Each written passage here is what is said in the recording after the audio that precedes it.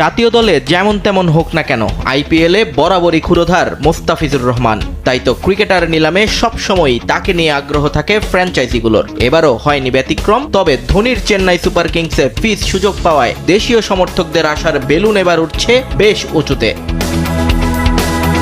মুস্তাফিজও হতাশ করলেন না কাউকেই। শুরুর ওভারেই জাত চেনালেন নিজের, দেখালেন কাটারের জাদু। যখন বোলিংয়ে এসেছিলেন তখন রীতিমতো উঠছিল বেঙ্গালুরু। ফাফ ডুপ্লেসি ছিলেন মাইডাস টাচে, ফিসকেও 4 মেরেই জানিয়েছিলেন শুভকামনা। কিন্তু মুস্তাফিজও কম যান না। তাই তো কাটারের মায়াবী ভেলকিতে ডুপ্লেসিকে বোকা বানান 1 বলের মধ্যেই। এক্সট্রা কাভারে দারুণ এক ক্যাচ দেন রাচিন রবীন্দ্র। আনন্দে ফেটে পড়ে চিদাম্বরম। পরের উইকেট নিতে অপেক্ষা 3 বলের। এবার তার শিকার ওয়ান ডাউনে নামা রজত পাতিদার। দুর্দান্ত এক লেংথ ডেলিভারিতে উইকেটের পেছনে মহেন্দ্র সিং ধোনির হাতে ক্যাচ বানান এই ব্যাটারকে। এরপর লম্বা গ্যাপ বোলিংয়ে দ্বিতীয়